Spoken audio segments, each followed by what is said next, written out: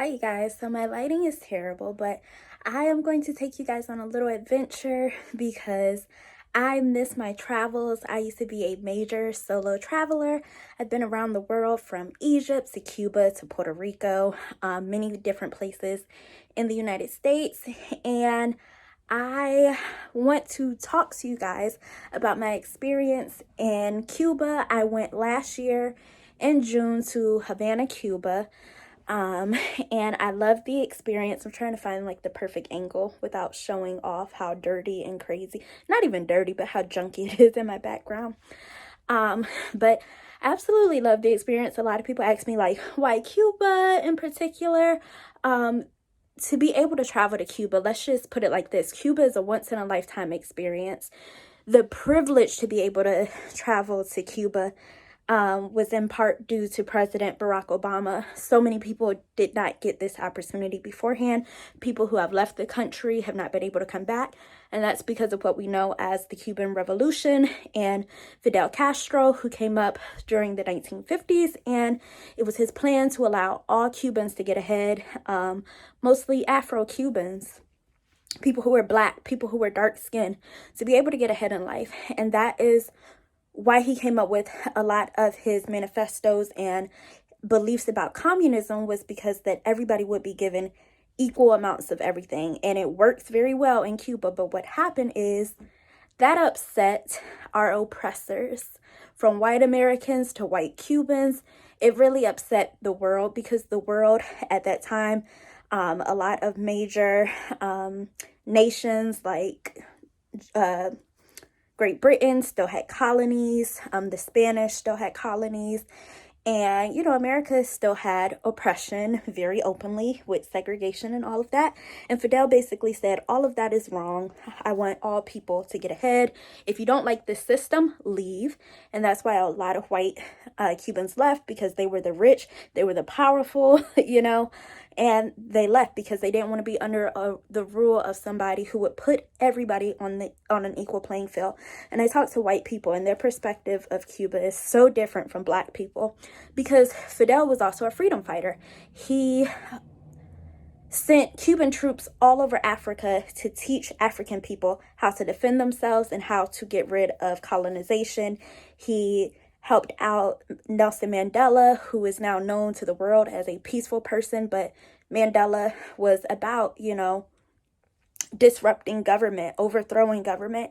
And the ANC, the African National Congress, which is a political party in South Africa, founded in part by Nelson Mandela, they were trained by the Cubans.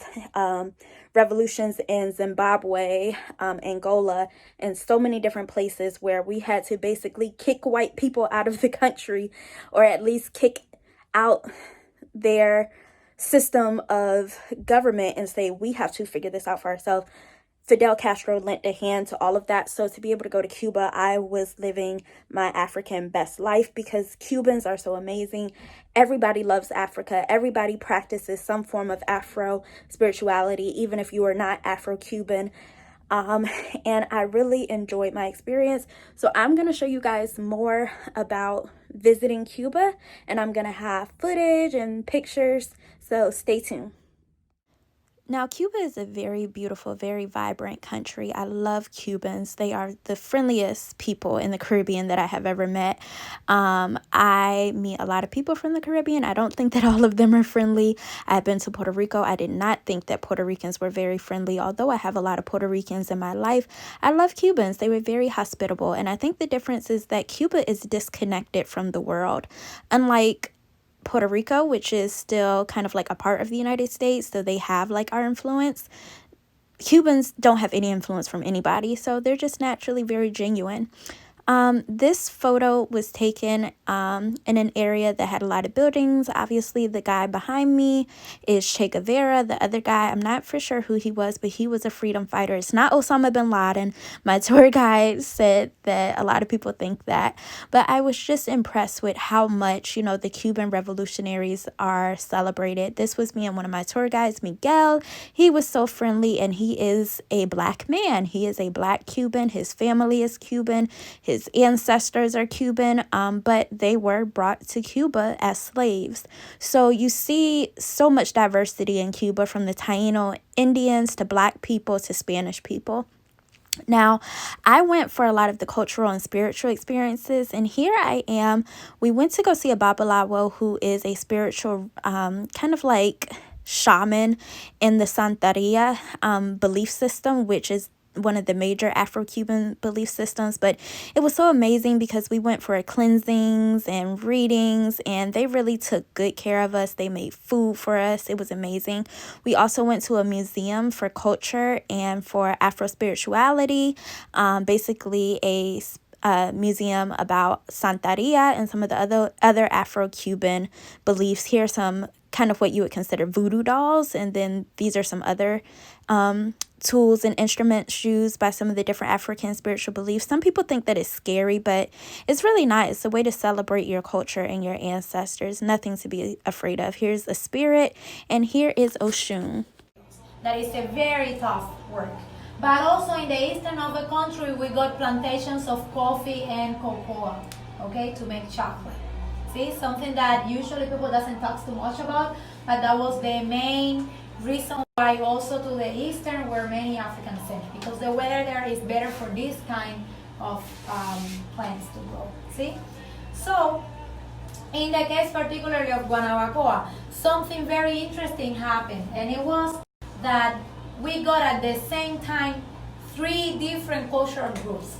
We got some of the natives remaining, the Africans that were brought here to be the new slaves, and the masters, in the case of Cuba, the Spanish people. See?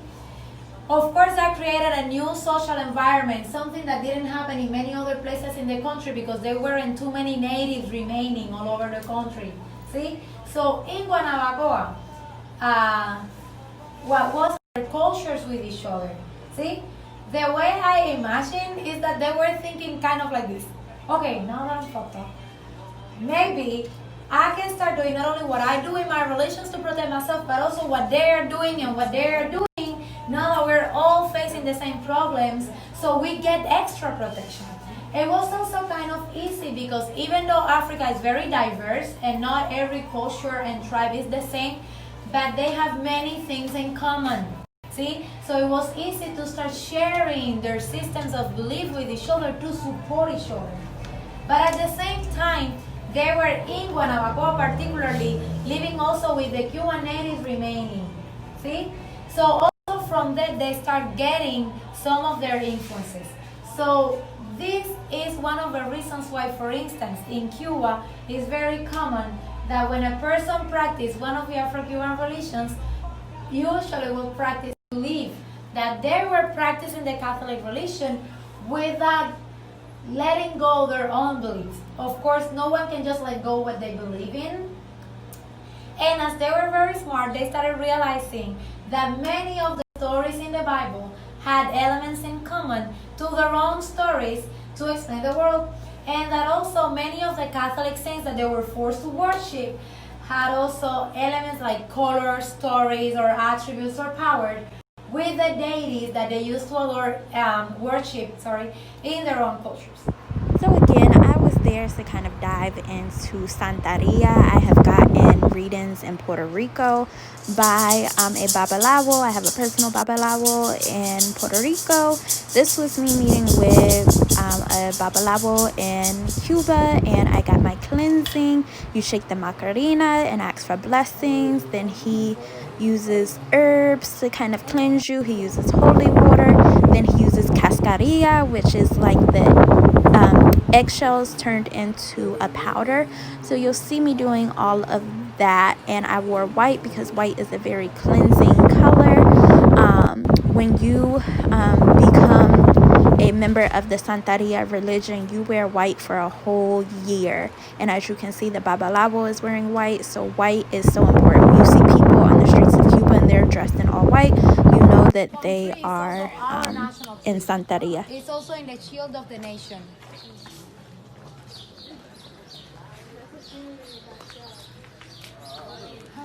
We are walking through a community to the home of the Babalawo who's going to do the cleansing.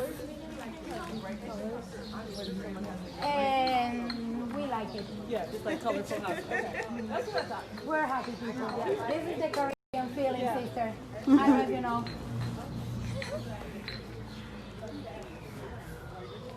I wonder the same.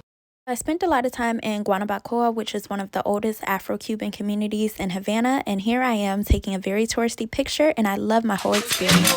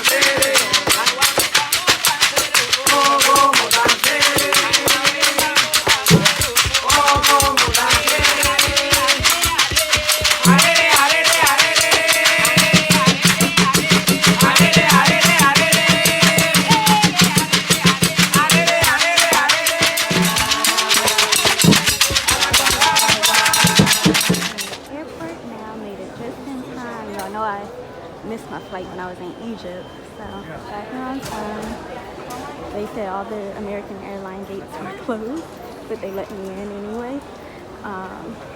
The lady said, no, just go. So they printed my ticket for me and everything. Now we are at immigration check, and they're just gonna take my picture again. So we'll see how this goes.